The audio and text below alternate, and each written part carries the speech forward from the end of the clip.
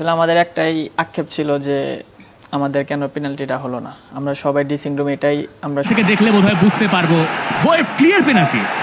Bangladesh football দলে যখন সবাই স্বপ্ন বুনছিল শতদিনের অপেক্ষার অবসান ঘটানোর, ঠিক তখনই এক ভুল সিদ্ধান্ত ভেঙে দিল লাখো সমর্থকের স্বপ্ন।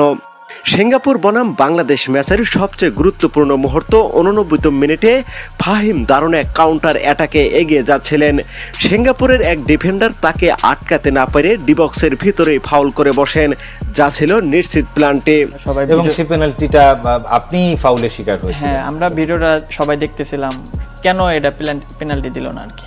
চোখের সামনে স্পষ্ট ফাউল, অথচ রেফারি পেনাল্টির বাঁশি না বাজিয়ে সবকিছু থামিয়ে দিলেন। পরবর্তীতে ম্যাচ শেষে সবাই মিলে বারবার ভিডিও ফুটেজ দেখে হামজা চৌধুরীকে বলেন এটা নিশ্চিত পেনাল্টি। এ বিষয়ে আপনার মতামত কি?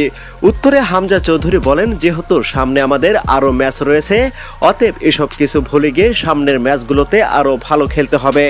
হামজা ভাই আমাদের একটা কথাই বলছে যে সামনে যেহেতু আমাদের অনেক খেলা আছে, সো আমরা এটা হারছি, এটা ফরগেট, সামনে আমরা কিভাবে ভালো করতে পারি এটা নিয়ে যেন আমরা কাজ করতে পারি।